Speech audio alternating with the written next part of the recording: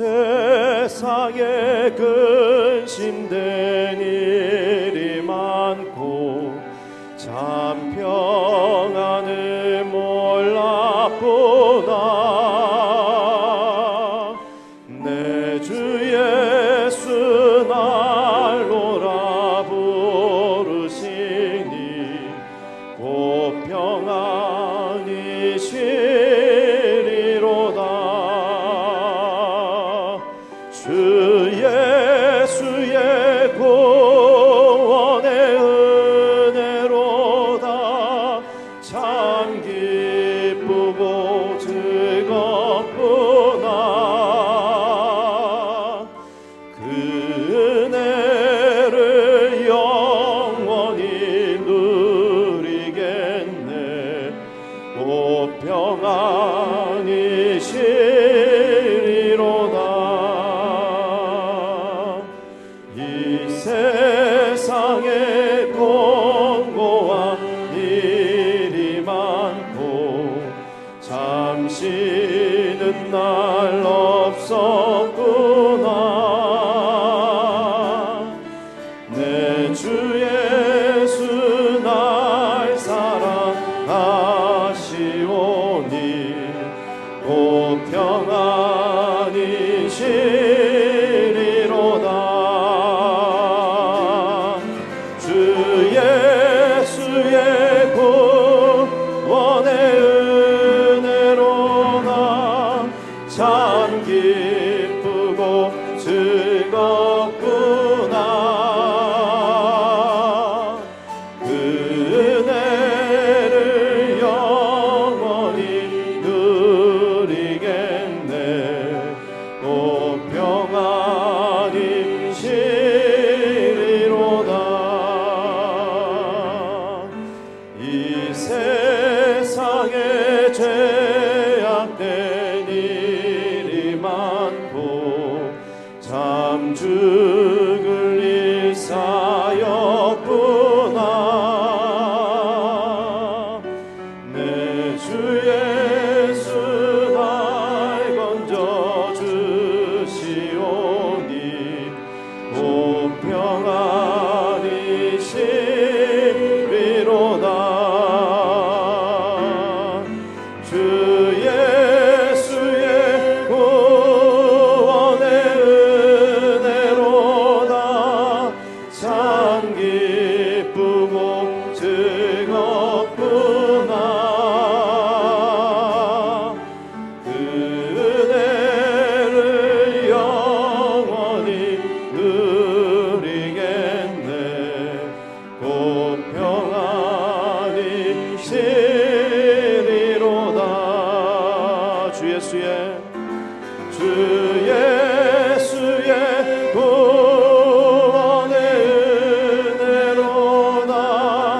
참 기쁘고 즐겁구나. 그 은혜를 영원히 누리겠네.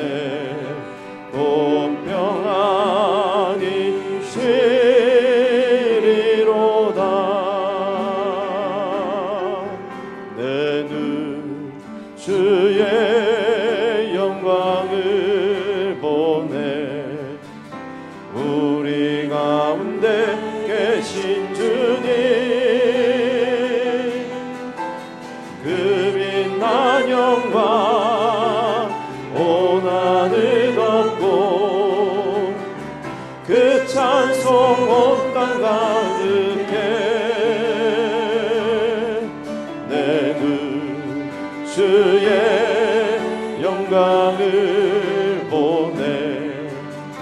찬송 가운데 서신 주님, 주님의 얼굴을 온 세상 향하네. 권능의 발을 드셨네. 주의 영광 이곳에 가득해.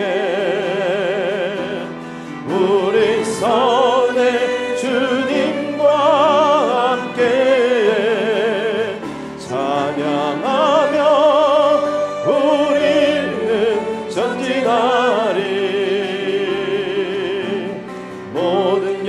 영광 주 볼 때까지 내 눈 주의 영광을 보네.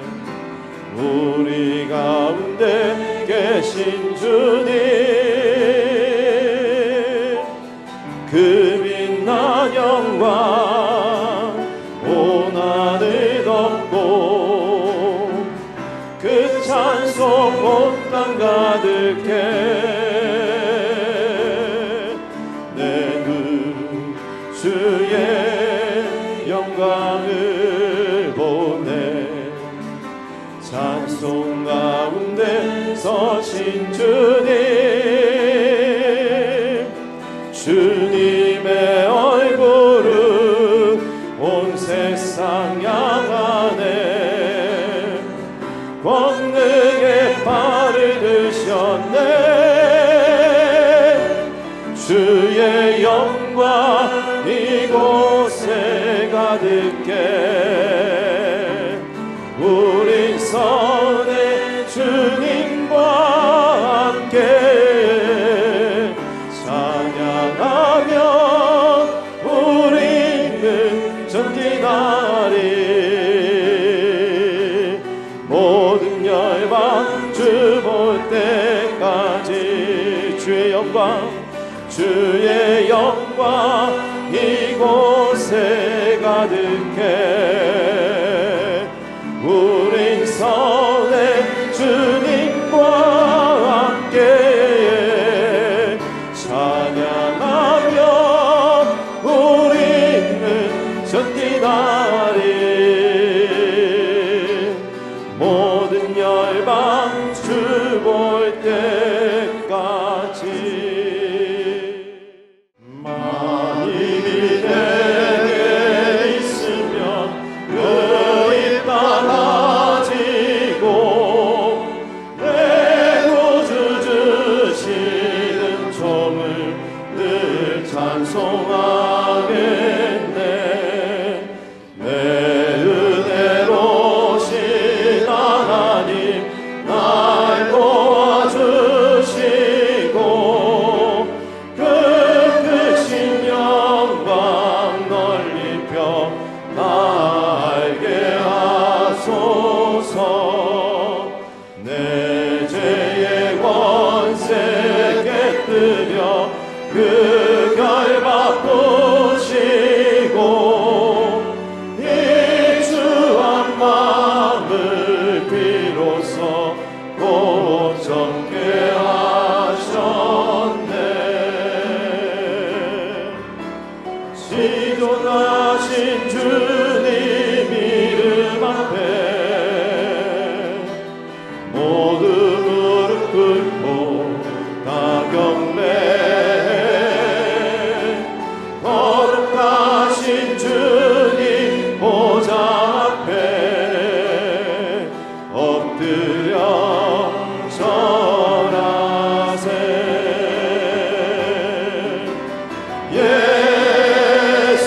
예수는 그리스도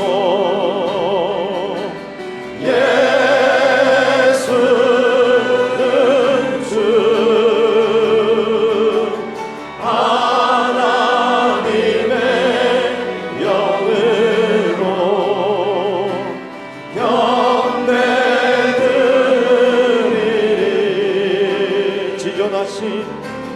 지존하신 주님 이름 앞에 모두 무릎 꿇고 다 경배해. 거룩하신 주님 보좌 앞에 엎드려 절하세.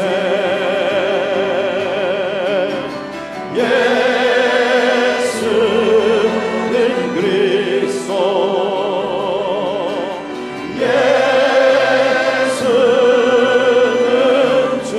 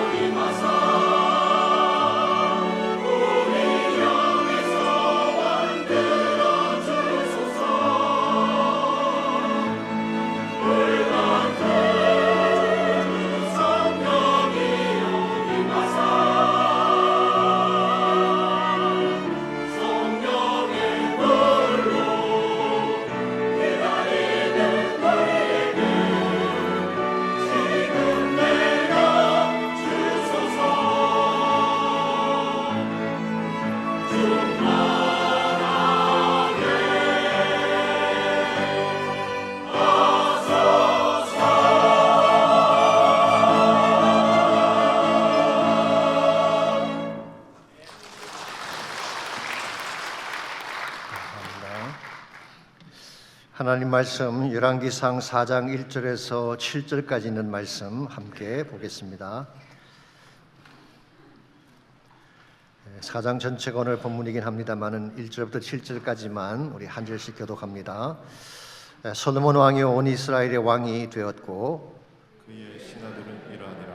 사독의 아들 사리야는 제사장이요 시사의 아들 엘리호렙과 아히야는 서기관이요 아일롯의 아들 여호사밧은 사관이요 요야다의 아들 나야는 군사령관이요 사독과 아비아달은 제사장이요 나단의 아들 아스리야는 지방 관장의 두령이요 나단의 아들 시봇은 제사장이니 왕의 보시요 아이살은 국내의 대신이요 압다의 아들 아도니람은 노동 강독관이더라. 우리 7절 다 같이 읽습니다. 솔로몬이 또 온 이스라엘에 12지방 관장을 두매 그 사람들이 왕과 왕실을 위하여 양식을 공급하되 각기 1년에 한 달씩 양식을 공급하였으니 아멘. 인생에서 성공하는 것은 중요합니다. 예수 믿는다고 해서 항상 가난하고 고통 중에 살아야만 하는 것은 아니죠. 이왕이면 그리스도인들도 여러 분야에서 성공하며 살았으면 좋겠습니다. 그러나 한 가지 기억해야 될 중요한 사실이 있습니다. 성공 그 자체가 목적이 아니라고 하는 사실입니다. 그 성공을 통해 무엇을 행할 것이냐, 이것이 더 중요한 것입니다. 가끔 보면 성공은 했는데 그 성공을 잘못 사용함으로써 성공을 낭비하는 사람들이 있습니다. 예컨대 정치적 능력이 탁월한 사람이 집권에 성공을 했는데 권력을 남용하거나 통치를 잘못해서 무너지는 경우를 볼 수가 있죠. 성공을 낭비한 케이스입니다. 공부를 잘하는 학생이 좋은 대학에 입학을 했는데 친구를 잘못 사귀어서 삐뚤어진 길로 가는 경우가 있죠. 성공을 낭비한 경우입니다. 혹은 사업에는 크게 성공을 했는데 돈과 야망만 쫓아다니라고 가족을 저버린다든가 건강을 잃는 경우가 있습니다. 이건 역시 성공을 낭비한 케이스죠. 인생의 더 소중한 가치를 상실했기 때문입니다. 이와 같은 것은 참으로 안타까운 현상이 아닐 수가 없습니다. 남아공화국 출신의 육상 선수 중에 오스카 프스토리우스라고 하는 유명한 선수가 있었습니다. 한때 남아공의 영웅이라고 불렸던 그런 사람입니다. 그는 태어날 때부터 무릎 아래 뼈가 없이 태어나서 의족을 달고 다니던 장애인이었습니다. 그럼에도 그는 두 다리에 블레이드를 달고 세계 육상 선수권 대회에 나가서 엄청난 두각을 드러냈습니다. 2004년도에는 아테네 육상 선수권 대회에 나가서 금메달을 땄고 2012년도에는 런던 올림픽에 나가서 비장애인과 겨루었는데 400m 예선에서 준결선까지 올라갔습니다. 그 결과 전 세계 수억의 사람들에게 감동을 주었고 박수갈채를 받았던 사람입니다. 일반적으로 이렇게 되면 어떤 현상이 일어나는지 아시죠? 매스컴을 타게 됩니다. 실제로 제이 리노 쇼나 레리 킹 쇼에 나와서 명성을 떨쳤습니다. 뿐만 아니라 수많은 광고 스폰서들이 붙으면서 동반석에 오르게 됐어. 그래서 최고급 빌라에 최고급 자동차 그리고 모델 출신의 최고 미모의 여자친구를 두게 됐습니다. 이 정도면 대단한 성공 아닌가요? 그랬는데 지난 2013년 2월 14일 자택에서 여자친구를 총으로 쏘아서 죽게 했습니다. 그것도 4발이나 쏘았어요. 자신은 친입자인 줄 알고 잘못 쏜 것이다라고 변명을 했지만 그의 집에서 마약 박스가 나오고 주사기가 나왔습니다. 결국 그는 13년 5개월형을 선고받고 감옥으로 가고 말았습니다. 왜 이런 불행한 현상이 일어나는 것일까요? 주어진 성공을 잘못 다루었기 때문입니다. 성공을 자신의 만족이나 쾌락의 도구로 사용했기 때문에 자신도 무너지고 주변 사람들도 무너지게 만든 것입니다. 이런 면에서 성공도 좋지만 성공보다 더 중요한 것은 주어진 성공을 바르게 사용하는 것입니다. 아무리 좋은 성공, 위대한 성공을 이룩했다고 할지라도 잘못 사용하게 되면 가치가 없게 되고 인생에 남길 결실이 없는 것입니다. 성경에 보게 되면 누가복음 18장에 보게 되면 성공자처럼 보였지만 실패했던 한 청년에 대한 스토리가 나옵니다. 이 청년이 예수님을 찾아왔는데요. 예수님과 대화하는 중에 이 청년이 가진 것들을 쭉 보니까 거의 대부분을 갖춘 그런 청년이었어요. 첫째로 그는 부자였습니다. 돈이 많았습니다. 두 번째로 그는 관원이라고 했습니다. 아무도 고관직에 있는 권력자였을 가능성이 많습니다. 일반적으로 돈이 많고 권력이 있으면 윤리적으로 부패하기 마련인데 이 청년은 그렇지가 않았습니다. 어릴 때부터 하나님의 계명을 다 지켰다고 했어요. 윤리적으로 깨끗하고 도덕성을 잘 갖춘 그런 사람. 여기에다가 나이가 젊었습니다. 이 정도면 갖추어야 될 모든 것을 다 갖춘 성공자라고 보아야 하지 않겠습니까? 근데 예수님께서 이렇게 말씀하십니다. 너에게 한 가지 부족한 것이 있다. 내게 있는 것을 다 팔아 가난한 자들에게 나눠주라. 그리하면 하늘에서 내게 보화가 있으리라. 그리고 와서 나를 따르라. 그렇게 말씀하셨어요. 예수님의 제안은 이런 것입니다. 너의 모든 성공을 다른 사람을 위해 사용해라. 그럼 하나님이 준비하신 진짜 보화가 너의 삶에 넘칠 것이다 라고 제안을 하셨어요. 그런데 이 청년은 이 말을 듣고 심히 근심하며 돌아갔다고 성경은 기록합니다. 왜 그랬을까요? 자신의 성공을 자신의 만족이 아닌 하나님이나 다른 누군가를 위해 선다는 것을 받아들일 수 없었기 때문입니다. 성공하고도 열매가 없는 케이스죠. 오늘 젊은 가정의 삶도 이런 경우가 있을 것입니다. 우리 모두는 성공을 추구합니다. 근데 문제는 이 성공을 통해 무엇을 할 것이냐가 중요한 것입니다. 큰 성공이든 작은 성공이든 우리 모두에게 주어진 성공이라는 사건이 왔을 때에 이것을 하나님 목적을 위해 영광을 위해 바로 서게 되면 성공이 진정한 성공이 되고 좋은 열매를 남기게 되는 것입니다. 어떻게 하면 하나님께서 우리에게 주신 성공을 낭비하지 아니하고 바른 목적을 위해 사용할 수 있을지 오늘 같이 봉독한 본문을 통해서 함께 정리해 보려고 합니다. 오늘 같이 읽은 본문에 보시면 솔로몬이 이룩했던 빛나는 성공에 대한 자세한 내용이 소개가 되어 있습니다. 사실 오늘 본문은 4장 전체가 본문인데요. 크게 보게 되면 솔로몬이 이룩했던 위대한 성공이 자세하게 나열이 되어 있죠. 이것은 연대계적인 기록이라기보다는 솔로몬 통치 전반에 걸쳐 일어났던 모든 것을 총체적으로 기록한 것으로 보는 것이 옳겠죠. 간단하게 좀 내용을 정리해드리면 이런 것입니다. 먼저 2절에서 6절까지를 보시면 그의 신하들이 나옵니다. 여기 신하라고 하는 단어가 히브리 말로 하사렘인데요. 사울이나 다울 시대에는 사용되지 않던 그런 단어입니다. 이 말의 뜻이 강렬한 뜻입니다. 내각이라는 의미를 가지고 있죠. 이게 솔로몬 시대에 처음 사용이 된 것입니다. 이것은 솔로몬의 왕권이 그만큼 강해졌다는 것을 암시하는 것이죠. 7절에서 19절까지를 보시면은 그가 만들었던 통치 기구가 소개가 되어 있습니다. 7절입니다. 솔로몬이 또 온 이스라엘에 12지방 관장을 두매 그 사람들이 왕과 왕실을 위하여 양식을 공급하되 각기 1년에 한 달씩 양식을 공급했다고 했습니다. 여기 보시면은 12지방 관장을 두었다고 했는데 이것은 전국을 12개 지역으로 나누고 각 지역마다 그것을 통관하는 책임자를 세운 것을 말하는 것입니다. 영어 성경에서는 이것을 12 District Governors, 12지방을 다스리는 도지사와 같다 그렇게 번역을 해놓았어요. 아시는 대로 지금까지는 12지파를 중심으로 모든 것이 진행이 됐죠. 혈연 중심의 시스템을 행정 중심의 시스템으로 바꾼 것입니다. 이와 같이 함으로써 중앙 집권적 체제가 이루어지게 되고 각 지방에서 이 관장들이 올려보내는 양식, 일종의 세금입니다. 이걸 통해서 솔로몬의 국고가 든든해진 것입니다. 20절, 21절을 보시게 되면 그 결과 인구수가 증가하고 국력이 강화되고 영토가 엄청 늘어난 사실을 소개합니다. 유다와 이스라엘의 인구가 바닷가의 모래같이 많게 되며 먹고 마시며 즐거워하였으며 태평성대가 왔다 그런 말이겠죠. 솔로몬이 그 강에서부터 블레셋 사람의 땅에 이르기까지와 애굽 지경에 미치기까지 모든 나라를 다스림으로 솔로몬이 사는 동안에 그 나라들이 조공을 바쳐 섬겼다고 했습니다. 이게 그 강이라고 한 것은 유브라데스 강을 말하는 것입니다. 북쪽을 말하는 것이죠. 그리고 블레셋 사람의 땅이라고 하는 것은 서쪽 지중해 지방을 말하는 것입니다. 그리고 남쪽 국경 애굽 지경까지 뻗어진 이건 엄청난 확장된 영토가 아닐 수가 없습니다. 아마 일찍이 이스라엘의 국력이 이처럼 강했던 적은 없던 것 같아요. 그리고 주변에는 모든 국가들이 얼마나 이스라엘이 막강했는지 조공을 바쳤습니다. 그 결과 23절, 24절입니다. 솔로몬이 누렸던 부가 어느 정도인지가 소개가 되어 있습니다. 하루 먹는 음식이 하루치 음식이 가는 밀가루 30고루, 굵은 밀가루 60고루라고 했어요. 이 고루라고 하는 것은 히브리 사람들이 사용하는 부피를 나타내는 그런 단위입니다. 가장 큰 단위라고 하는데요. 약 230리터라고 합니다. 그래서 옛날 번역 성경에서는 30석, 60석 그렇게 이야기했어요.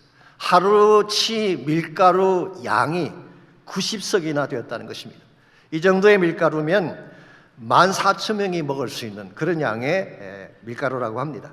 24절에 보시면은 살찐소 10마리, 초장의소 20마리, 양 100마리, 그 외에 숫사슴, 노루암, 사슴, 살찐새를 잡았다고 했습니다. 이 정도의 고기면 14,000명이 매일 하루 한 건씩 먹을 정도의 양이라고 합니다. 우리가 무대뽀나 샤브에 같은 데 가서 무제한 고기 먹잖아요. 그렇게 먹어도 이 정도 매일 먹을 수가 없는데 솔로몬은 매일 14,000명에게 한 건씩 고기를 나누어 주었어요. 뿐만 아니라 29절에서 34절을 보시면 문화적인 번영도 최고 수준인 것을 소개합니다.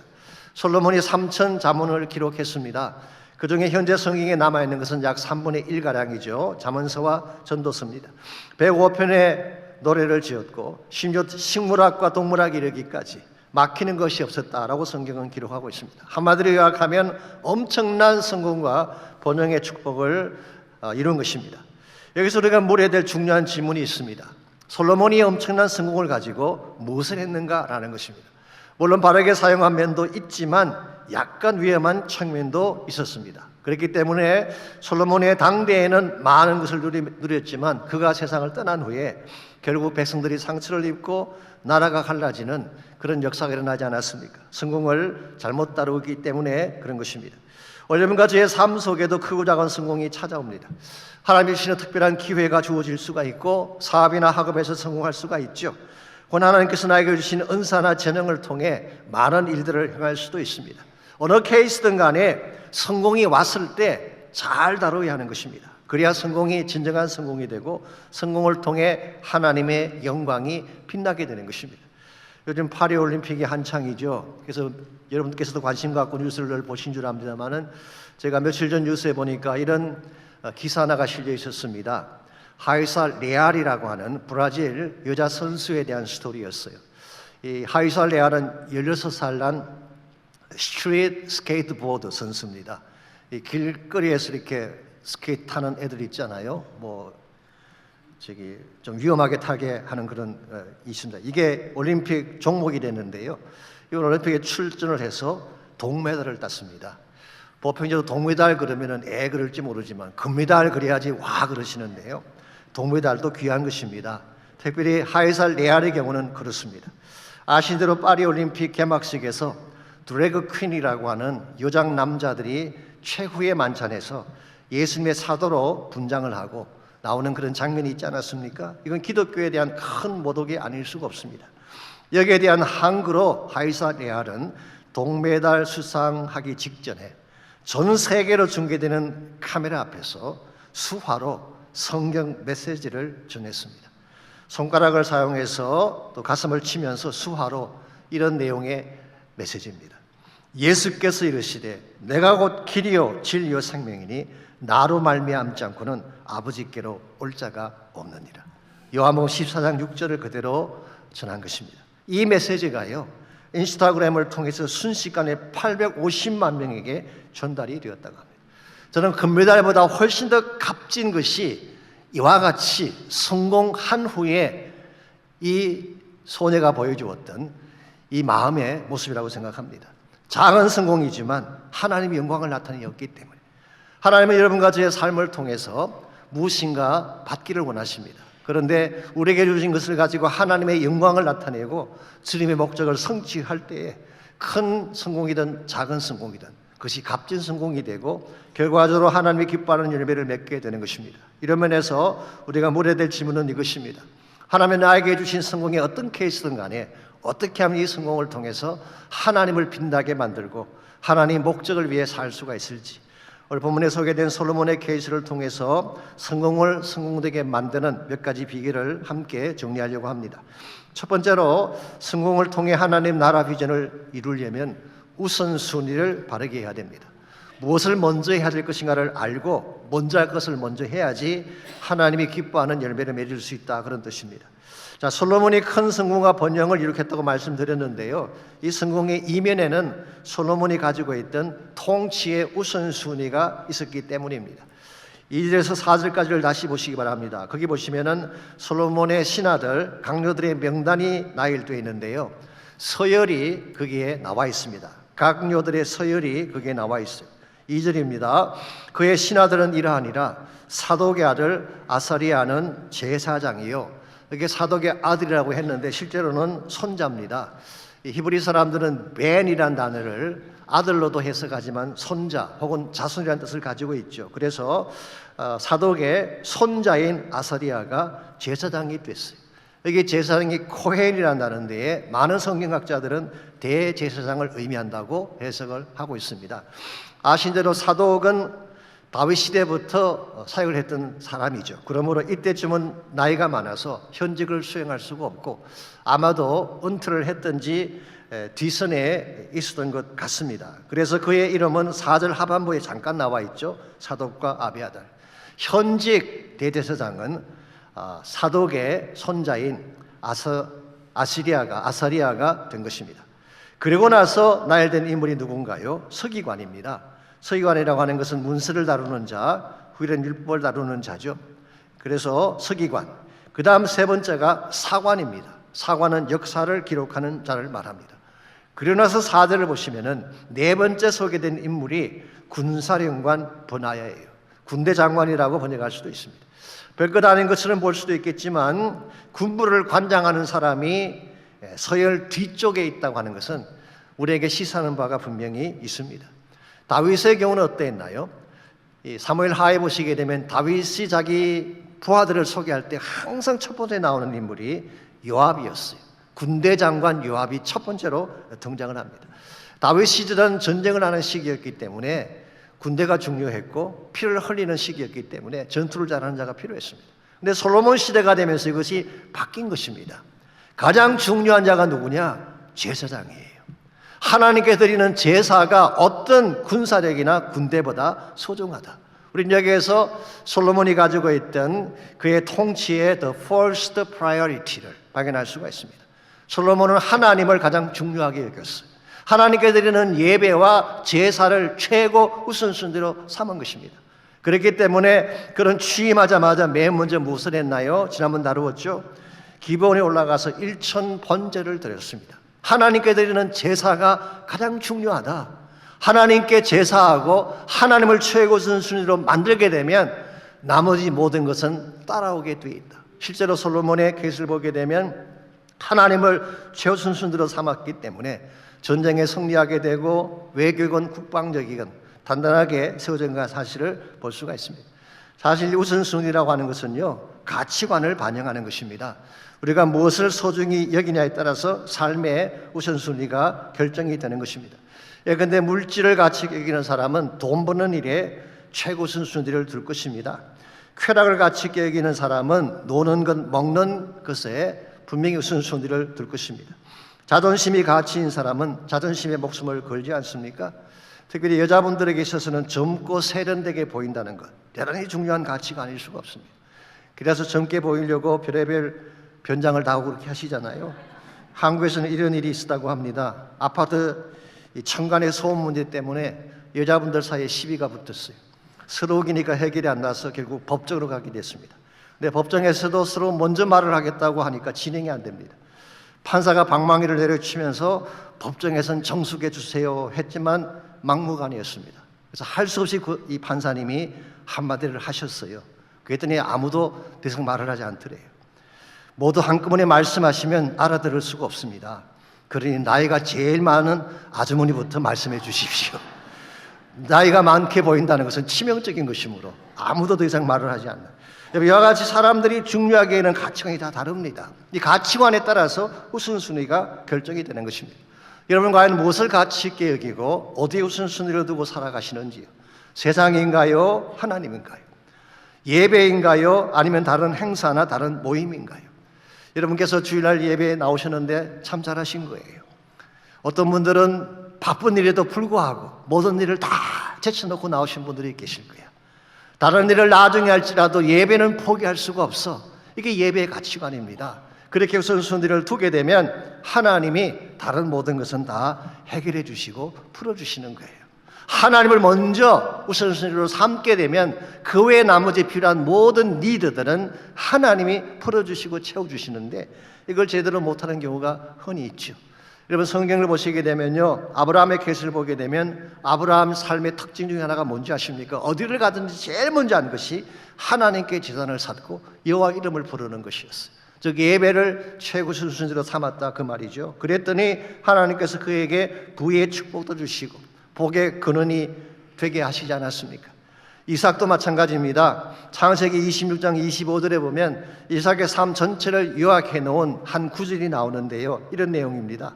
이삭이 그곳에 제단을 쌓고 여호와 이름을 부르며 거기 장막을 쳤더니 이삭의 종들이 거기서도 우물을 받더라. 이게 보면은 한 구절이지만 이삭의 삶의 전체가 요약이 되어 있는데 순서가 나와 있습니다. 제단을 쌓고 그 다음 장막을 세우고 세 번째가 우물을 파는 것이었어요. 제단이라고 하는 것은 예배를 말하는 것이죠. 제단을 세우고 예배 드리는 것이 첫 번째 우선순위. 그 다음 두 번째가 장막을 세우는 것이었습니다. 이건 가정을 말하는 것이죠. 가정을 세운 것입니다. 그리고 세 번째로 한 것이 우물을 판 것. 우물이라고 하는 것은 생업을 의미하는 것이고 사회생활을 의미한다고 볼 수가 있습니다. 아시는데도 팔레스타인 지역에서 우물은 생업의 근원과 같은 것입니다. 그들은 목축을 하는 유목민이었기 때문에 물이 없으면 가축을 키울 수가 없습니다. 물론 농사도 지을 수가 없어요. 그래서 우물은 굉장히 중요한 것입니다. 그런데 그 지역은 사막 지역이다 보니까 우물을 판다는 것은 하늘의 별 따기입니다. 그래서 우물 한 개를 누가 가지게 되면 그걸 중심으로 분쟁이 일어났던 것이 그 시절 아니었습니까? 그런데 놀라운 사실은요, 성경에 보게 되면 이삭은 최소한 7차례 우물을 판 기록이 나옵니다. 평생에 한 개 파기도 쉽지 않은데 어떻게 7개나 우물을 팠을까요? 물론 이삭이 양보 정신이 많아서 이삭 가진 우물을 누가 갖겠다 그러면 양보하고 또 팠기 때문이기도 하지만 그때마다 우물이 발견됐다는 것은 신기한 일 아니겠습니까?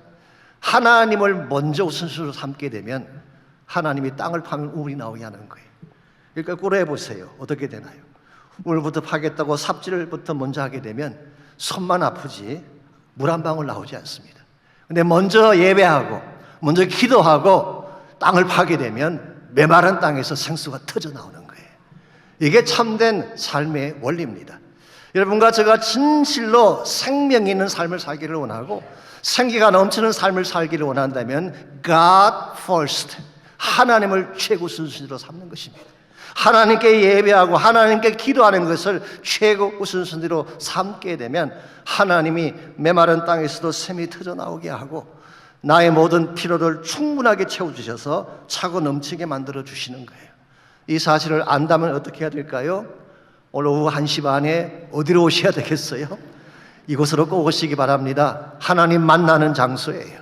기도하는 장소입니다. 예배하는 장소입니다. 여러분이 기도하는 가운데 예배하는 가운데에 하나님 체험하시기를 바랍니다. 하나님 만나면 인생이 풀리는 거예요. 그때부터 모든 막힌 담들이 허물어지게 되고 생수가 넘쳐나게 되는 것입니다. 그러므로 우리 인생을 바르게 살아가려면 우선순위를 바로 해야 돼요. God first, 하나님을 최고 순서로 삼게 될 때에 우리 인생이 부유하게 되고 우리 성공을 값지게 바르게 쓸 수가 있는 것입니다. 두 번째로 성공을 통해 하나님 나라 비전을 이루려면 축복의 근원이 무엇인가를 인식을 해야 됩니다. 나의 성공이 어디에서 왔는가 이걸 정확하게 알아야지 내 성공을 바르게 쓸 수 있다는 것입니다. 예컨대 내가 노력해서 성공했다, 내 힘으로 이룩한 성공이라고 생각을 하면 성공이 자기 것이라고 생각을 하죠. 이런 분들은 성공을 다른 사람을 위해 쓸 수가 없습니다. 근데 하나님이 주신 성공이다, 처음부터 그것은 내 것이 아니라 하나님 것이라고 생각하는 사람은 하나님 목적 위에 자신의 성공을 사용하게 될 것입니다.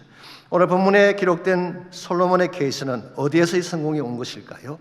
솔로몬이 노력을 해서, 솔로몬의 지혜가 뛰어나서? 아닙니다. 만일의 경우에 솔로몬이 내가 통치 체제를 바꾸고 내가 지혜가 뛰어나고 내가 외교력과 군사력이 탁월해서 이처럼 막강한 나라를 만들었다고 생각을 했다면 이것은 엄청난 착각이 아닐 수가 없습니다. 솔로몬이 이룩한 게 아니에요. 근본은 하나님이 주신 거예요. 열왕기상 3장 13절을 다시 보시게 되면 이렇게 기록되어 있습니다. 내가, 여기서 내가는 하나님, 여호와 하나님이죠. 내가 또 너가 구하지 아니한 부귀와 영광도 너에게 주노니 내 평생의 왕들 중에 너와 같은 자가 없을 것이라. 내가 주노니, 지혜도 하나님이 주신 거예요. 구하지 않았지만 부와 영광도 하나님이 주신 것입니다. 솔로몬에게 주어진 모든 것은 하나님으로부터 온 것이지 솔로몬 자신이 언한 것이, 획득한 것이 아니라는 거예요. 그가 차지했던 넓은 영토도 마찬가지입니다. 창세기 15장 18절에 보게 되면 그가 이처럼 넓은 영토를 차지하게 된 근본 원인이 기록이 되어 있습니다. 그날에 여호와께서 아브라함과 더불어 언약을 세워 이르시되 내가 이 땅을 애굽 강에서부터 그 큰 강 유브레데까지 너의 자손에게 주노니 그랬어요. 하나님이 아브라함과 언약을 체결한 후에 횃불이 쪼갠 고기 사이로 통과해 지나간 직후에 하나님 말씀하시기를 너의 자손에게 내가 이 땅을 주겠는데 애굽 강에서부터 큰 강 유브라데까지를 주겠다고 말씀하셨어요. 지금 솔로몬이 차지하게 된 유브라데 강부터 애굽까지의 그 넓은 지경은 근본적으로 하나님이 주신 약속 때문이에요. 언약하신 것이 성취된 것이지 솔로몬 자체가 언한 것이 아니라는 것입니다. 이 사실을 바로 알 때에 나에게 주신 성공을 바른 목적을 위해 사용할 수가 있는 것입니다. 오늘까지의 삶도 마찬가지입니다. 어떤 차원의 성공이든 내가 지금 소유한 축복이 어떤 케이스건 큰 것이든 작은 것이든 상관없습니다. 이 모든 것은 하나님이 주신 것입니다. 나에게 주어진 모든 것이 하나님으로부터 온 것이다. 나의 공로가 아니라 하나님의 은혜라고 생각할 때에 나에게 주어진 것을 하나님 목적 위에 영광 위에 바르게 설 수가 있는 것입니다. 이 사실을 일찍이 깊이 인식했던 사람 중에 하나가 루이스 헨리 세브런스라고 하는 사람입니다.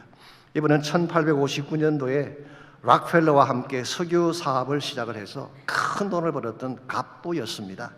그런데 그는 그 돈으로 자기 고향 클리블랜드로 돌아와서 새로운 사업을 시작을 했어요. 도시 곳곳에 건물을 짓기 시작한 것입니다. 흔히 말하는 부동산업을 한 게 아닙니다. 누구나 공짜로 갈 수 있는 학교를 세우고 병원을 짓고 교회를 짓기 시작을 했습니다. 그러던 중에 1900년 4월 30일 뉴욕 카네기 홀에서 세계 선교 대회가 열렸는데 거기에 이분이 참석을 했습니다. 그때 조선에서 온 의료 선교사 올리브 에이비슨이라는 선교사가 나와서 선교 보고를 하는 중에 이런 이야기를 했습니다. 조선 땅에 몇 개의 진료소가 있긴 하지만 자금이 부족해서 건물과 장비와 인원들이 너무 부족해서 살릴 수 있는 생명들이 죽어가고 있습니다. 만일 규모가 조금 더 큰 병원을 지어서 의료인들이 한 곳에서 진료할 수 있게만 한다면 더 많은 사람을 살릴 수 있을 것입니다 라는 내용이었어요. 이 말을 들은 세브런스는 자신이 한 번 가본 적도 없는 조선 땅이었지만 그 땅을 위해 그 당시 돈으로 1만 5천 불을 지원을 해 주었어요. 요즘 돈으로 환산하면요 5천억 원이라고 합니다. 엄청난 돈이에요. 이것을 가지고 조선 최초로 세워진 종합병원이 여러분이 잘 아시는 세브란스 병원이 된 것입니다. 연세대학교의 세자가 여기서 왔다는 사실을 알고 계신지요? 자신이 번 돈으로 그는 평생 누군가를 섬기기 위해 사용을 했고요. 그가 죽었을 때 그의 주머니에서 낡은 수첩이 발견됐는데 그 안에는 기부를 약속한 곳의 이름이 빽빽하게 적혀 있었다고 합니다. 그럼에도 정작 자신을 위해서는 자신의 명의로 된 집 한 채 남기지 않고 그는 세상을 떠났습니다. 어떻게 이와 같은 삶이 가능했을까요? 이번에 평소에 늘 못도처럼 외치던 하나님 말씀 때문입니다. 사도행전 20장 35절에 보면은 주께서 친히 말씀하시기를 주는 것이 받는 것보다 복되다. 주는 자가 받는 자보다 행복하다. 이 말씀이 이분의 일평생 모토였습니다. 처음부터 나의 것이 아니었는데 이것을 나누어 줄 수 있다면 이보다 더 큰 축복이 어디 있는가라는 것입니다. 이런 자세로 사는 사람이 하나님 나라 일을 합니다. 이런 자세로 사는 자가 선교도 가고 자신의 것을 틀어서 베풀며 살게 되는 것입니다. 여러분 정말 성공이 성공되게 하려면 1차적으로는 우선순위가 하나님이 돼야 돼. God first. 두 번째로 나에게 주어진 모든 것이 나의 공로가 아니라 하나님 은혜임을 인정하고 하나님으로부터 온 사실을 인정을 해야지 바른 청지기로 삶을 살아갈 수가 있는 것입니다. 세 번째로 성공을 통해 하늘나라 비전을 세우려면 거룩한 용도로 나의 것을 사용해야 됩니다. 하나님 우리에게 무엇을 주실 때는요 기대하는 바가 있기 때문에 그 기대하는 바를 이루어 드리려면 우리 가진 것을 가지고 하나님이 원하시는 뜻대로 사용을 해야 되는 것입니다. 솔로몬의 경우를 다시 보시면요, 솔로몬은 본인에게 주어진 성공을 가지고 우리 그 다음 장인 5장 가보시게 되면은 이제 성전 건축을 하게 됩니다. 물론 솔로몬이 가진 것만으로 한 건 아니죠. 다윗이 남겨주었던 것을 가지고 하긴 했지만 솔로몬 자신도 자신의 성공을 하나님의 영광을 위한 것에 사용을 했습니다. 최소한 초창기 솔로몬의 삶은 그랬다고 생각을 합니다. 그랬는데요, 26절을 잠깐 보시게 되면 이와 같이 하나님의 뜻을 위해 행하면서도 솔로몬이 자신의 성공을 어뷰즈한, 오용한 듯한 흔적이 26절에 소개가 되어 있습니다. 26절입니다. 솔로몬의 병거의 말 외양간이 4만이요 마병이 12,000명이라고 했습니다. 병거라고 하는 것은 chariot, 이 마차를 말합니다. 여러분, 애굽의 바로왕이 타고 다니는 마차가 chariot이죠. 병거를 끌기 위한 말의 외양간이 4만 개나 되고 마병은 말을 타는 군사죠. 12,000명이 된다고 합니다. 그러므로 엄청난 양의 말들이 솔로몬 시대에 있었다, 그런 뜻이겠죠. 여러분, 팔레스타인에는 말이 생산되지 않습니다. 말은 이방 국가, 특별히 애굽에서 구입을 해와야 되는 것입니다. 그래서 역대하 1장 17절에 보게 되면 이렇게 나와 있습니다. 솔로몬의 말들은 애굽과 구해에서 사들였으니 왕의 무역상들이 때로 값을 정하여 산 것이며 애굽에서 사들인 병거는 한 대에 은 600세겔이요 말은 150세겔이라고 했습니다. 병거 한 대에 은 600세겔, 말 한 마리에 150세겔인데 그렇게 수많은 병거와 말들을 구입을 한 것입니다. 자, 왜 그랬을까요? 이것이 고대 제국의 관행이었고 왕이 자신의 힘을 과시하는 가장 흔한 수단이었기 때문에 그렇게 한 것입니다. 여러분, 하나님의 나라가 세상 제국 흉내를 낸다는 것도 문제이지만 하나님이 주신 성공을 자신의 영광을 위해 사용했다고 하는 것은 결코 용납될 수 없는 바람직한 행동이 아니었습니다. 신명기 17장 16절에 보면 일찍이 하나님이 모세에게 말씀하셨어요. 장차 너희들이 이스라엘 가나안에 들어가서 왕을 세우게 되거든 꼭 한 가지 기억할 것이 있다. 그는 병마를 많이 두지 말 것이요 병마를 많이 얻으려고 그 백성을 애굽으로 돌아가게 하지 말지니라. 병마를 많이 두지 말래요. 말을 구하기 위해 애굽으로 사람들을 보내지 말라고 했습니다. 하나님은 알고 계셨어요. 병마를 많이 두고 애굽으로 사람을 보내게 되면 결국 이스라엘이 애굽화 된다는 사실을 알았기 때문에 오늘 하나님의 백성이, 하나님의 교회가 세상을 흉내내면요 세상화될 수밖에 없습니다. 교회 안에 세상에 들어올 수밖에 없는 것입니다. 작게 보이지만 솔로몬의 이와 같은 모습이 결국 그의 삶에 크랙을 내게 되고 지난주에 말씀드린 것처럼 그가 죽은 후에 나라가 반으로 나누어지는 그런 역사가 일어난 것입니다. 결국 성공을 오용했기 때문이죠. 여러분과 제가 이 사실을 기억하고 조심을 해야 됩니다. 내가 무엇인가 이루겠다는 순간 나도 모르게 내가 잘났었다는 환상에 빠질 수가 있어.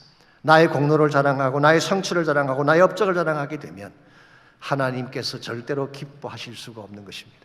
어떤 차원의 성공이든 내 자신을 위한 목적이 아니라 하나님을 위한 목적으로 이 성공을 사용할 때 하나님이 기뻐하시고 영광을 받으시는 것입니다. 여러분에게 주어진 모든 축복을 무엇을 위해 어떻게 사용하고 계시는지요? 나의 만족, 나의 야망을 위해 사용하고 있나요? 그렇게 해서는 하나님의 기뻐하는 열매를 절고 남길 수가 없습니다. 하나님 나라 위해, 주의 목적 위해 바르게 여러분의 성공을 사용하셔야 됩니다. 그러려면 우선순위가 바로 돼야 돼요. First things first. 먼저 해야 될 것을 먼저 해야 돼요. 하나님이 먼저입니다. 예배가 먼저입니다. 두 번째로 모든 것은 하나님이 주신 것이다. 내 것이 아니라는 것이죠. 하나님의 것을 선포하고 하나님의 은혜를 내가 인식할 때에 하나님이 기뻐하는 바른 목적을 위해 살아갈 수가 있습니다. 마지막으로 내 가진 모든 것을 하나님이 기뻐하시는 뜻을 위해 사용할 수 있을 때 그때 남기는 열매가 극대화되어지고 아름답게 되는 것입니다. 2002년도에 미국 기독교 역사상 가장 많이 팔린 베스트셀러 한 권이 출판이 됐습니다. 짐작하시겠지만 릭 워렌 목사님이 쓰신 Purpose Driven Life라고 하는 책입니다. 한 가지 흥미로운 사실은요, 이 책을 출간하기 전에 전문가들에게 이 책에 대한 평가를 부탁을 했는데요, 대다수의 전문가들이 이 책은 안 된다라고 평가를 했어요. 첫째로 책이 너무 두껍다. 요즘 사람들은 두꺼운 책 좋아 안 합니다. 얇아야 돼요. 책이 너무 두껍다. 두 번째로 챕터가 40개나 돼요. 40일을 목표로 한 것이니까 단원이 40개나 되는데, 더구나 성경 공부식으로 해놓은 그런 책을 누가 사겠냐는 것이죠. 그랬는데요, 전문가들의 예상을 뒤엎고 그 당시 2천만 부 이상이 팔렸어요. 전문가들도 틀릴 수 있습니다. 전문가들의 예측이라고 꼭 이런 믿으시면 안 됩니다. 2천만 부 이상이 팔리고 그 이후에도 계속 책이 판매가 되는데, 소위 말해서 엄청난 수익금이 들어오게 된 것입니다. 몇 년 뒤에 뉴스위키지에서 릭 워렌 목사님을 초청을 하고 인터뷰를 했습니다. 그때 기자가 릭 워렌에게 물은 질문이 이거였어요. What have you done with your money? 당신에게 주어진 그 엄청난 돈을 뭘 했냐는 것입니다. 그때 저는 솔직히 좀 궁금했어요. 릭 워렌 목사님 뭐라고 대답을 하실까? 그때 그는 딱 한 문장으로 대답을 했어요. Affluence is not important. Influence is important. 이 affluence라는 말은 부유함이라는 뜻입니다. 부유함이라고 하는 것은 중요한 것이 아니라 그 부유함으로 어떤 영향을 끼치느냐가 중요하다. 나에게 주어진 부를 가지고 선한 영향을 끼칠 수만 있다면, 이걸 가지고 복음의 영향을 끼칠 수만 있다면 이것은 값진 것이라는 대답을 한 거예요. 실제로 그는 수입의 90%로 파운데이션을 만들고 아프리카의 가난한 자들과 문맹자들과 질병을 위해 그 모든 펀드를 사용을 했다고 합니다. 사랑하는 성도 여러분, 우리에게 주어진 모든 것 내 것 아닙니다. 하나님 것입니다. 물질도 시간도 재능도, 이번 내가 이루겠다고 생각했던 성공마저도 나의 것이 아닙니다. 하나님 거예요. 그러므로 하나님의 영광 위에 여러분 삶을 드릴 때 여러분 인생이 가장 아름답게 되고 남길 열매가 극대화되어지는 것입니다. 우리 주는 위대하며 능력이 많으시도다. 그의 지혜 무궁하며 인자는 영원하도다. 상한 자들 고치시며 상처를 싸매시도다. 별들의 수를 세시며 이름을 붙이셨도다. 그가 구름으로 하늘을 덮으시며 땅을 위하여 비 준비하시니 예루살렘아 여호와를 찬송할지어다. 내 하나님을 감사함으로 그 앞에 나가며 주 임재 앞에 경배해. 우리 다 일어나셔서 다시 한번 고백합니다. 우리 주는 위대하며 능력이 많으시도다. 그의 지혜 무궁하며 인자는 영원하도다. 상한 자들 고치시며 상처를 싸매시도다. 별들의 수를 세시며 이름을 붙이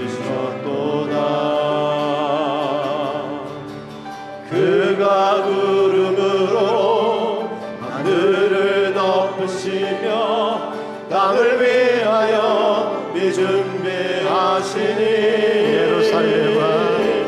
예루살렘아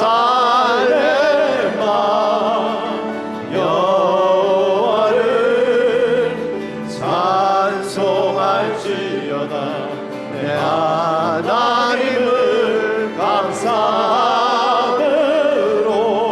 그 앞에 나가며 주님 제 앞에 경배해. 온 열방이여 여호와를 찬송할지어다. 내 하나님을 경외함으로 그 앞에 엎드려 주의 영광 선포해. 주의 영광 선포해.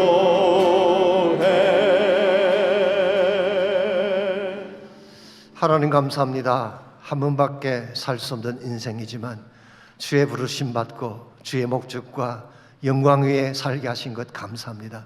나에게 주어진 것이 무엇이건 그것이 재능이든 은사이건 시간이든 물질이건 작은 성공이든 다 하나님 것임을 선포합니다. 주의 영광 위에 서임받는 우리 모두가 되게 하셔서 주님 오신 그날까지 주의 오실 길을 예비하고 복음을 선포하고 하나님 나라를 만들어가는 데 쓰임받는 우리 모두 되게 하여 주시옵소서. 이제는 우리 구주 예수 그리스도의 은혜와 하나님 아버지의 무한하신 사랑과 성령님의 충만한 임재하심이 예배를 마치고 돌아가는 모든 성도 한 분 한 분에게 가정과 삶의 터전과 자녀들과 자손들 위해 이제로부터 항상 함께 하시기를 예수님의 이름으로 간절히 축원하옵나이다. 아멘.